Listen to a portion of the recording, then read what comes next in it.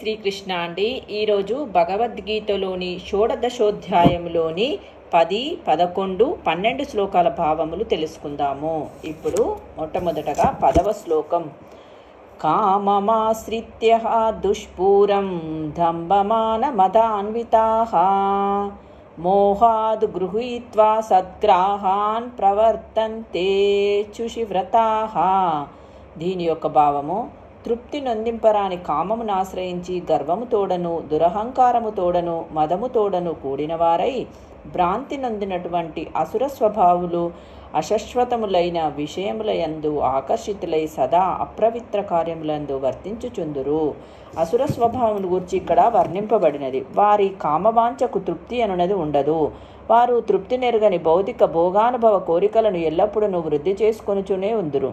అశాశ్వతములైన వస్తువులను అంగీకరించుటచే వారెల్లప్పుడూ దుఃఖములందు పూర్తిగా మునిగియున్నను మాయ కారణమున వారు అట్టి కార్యములందే ఇంకను నిమగ్నులయ్యుందురు. జ్ఞానహీనులగుటచే తాము తప్పుదారిన వెడుచున్నామని వారెరుగరు.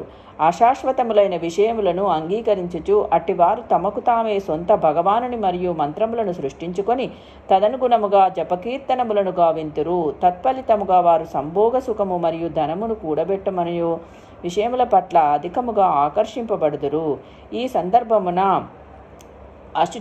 అశుచివ్రతాః అను పదం మిక్కిలి ముఖ్యమైనది. అనగా అపవిత్రములైన వ్రతములు కలవారు మగువ, మదిర, జూదము, మాంసభక్షణం వంటి అపవిత్రమైన అలవాట్లచే పూర్తిగా ఆకర్షింపబడుదురు అని భావము. ఇప్పుడు 11, 12 శ్లోకములు. చింతామ పరిమేయాంచ ప్రళయాంతాం పాశ్రితాః కామోపభోగపరమా ఏతావదితి నిశ్చితాః ఆశాపాశశతైర్బద్ధాః కామక్రోధపరాయణాః ఈహంతే కామభోగార్థమన్యాయేనార్థ సంచయాన్.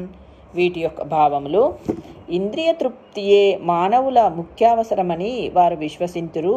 ఈ విధముగా జీవితాంతం వరకును వారి దుఃఖము అపరిమితముగా నుండును. వేలాది ఆశాపాశములచే బద్ధులై కామ క్రోధములందు నిమగ్నులై ఇంద్రియ భోగం వరకు వారు అధర్మ మార్గము ద్వారా ధనమును ఆర్జింతురు. అసుర స్వభావులు ఇంద్రియ భోగమునే జీవిత లక్ష్యమని మరణించు వరకు భావించుచుందురు. మరణానంతరము మరొక జన్మము కలదని కానీ కర్మానుసారము జీవుడు వివిధ దేహములను పొందవలసి వచ్చునని గాని వారు విశ్వసింపరు. వారి జీవిత ప్రణాళిక ఎప్పటికీ పూర్తి కావు. ఎప్పటికీ పూర్తిగాని ఒక ప్రణాళిక పిదప మరొక ప్రణాళికను తయారు చేయుచూనే యుందురు. అట్టి అసుర స్వభావం కలిగిన ఒక వ్యక్తిని గూర్చి మాకు ప్రత్యక్షానుభవం కలదు. అతడు తన ప్రణాళికలింకను పూర్తి కానందున మరణ సమయమున కూడా తన జీవితమును మరొక 4 ఏండ్లు పొడిగింపవలనని వైద్యుని ప్రార్థించెను. వైద్యుడు తమ జీవితంను క్షణకాలమైనను పొడిగింపజాలడని అట్టి మూర్ఖులు ఎరుగరు. మరణము సమీపించినప్పుడు మానవుని కోరికలను పట్టించుకొనుట జరగదు. మానవుడు అనుభవించుటకు నిర్ణయింపబడిన ఆయువు కంటే అధికముగా క్షణకాలము కూడా ప్రకృతి నియమములు అతనికి గడువియ్యవు. శ్రీకృష్ణ భగవానుని యందు గాని హృదయస్థుడైన పరమాత్ముని యందు గాని విశ్వాసం లేనటువంటి అసుర స్వభావము గల మానవుడు కేవలము ఇంద్రియ తృప్తి కొరకై అన్ని రకములైన పాపకార్యములను నొరరించుచుండును. తన హృదయం నందే ఒక సాక్షి నెలకొనియుండునని అతడు ఎరగజాలడు అని భావము. జై శ్రీకృష్ణ అండి. రేపటి వీడియోలో మరికొన్ని శ్లోకములతో మళ్ళీ కలుద్దాం.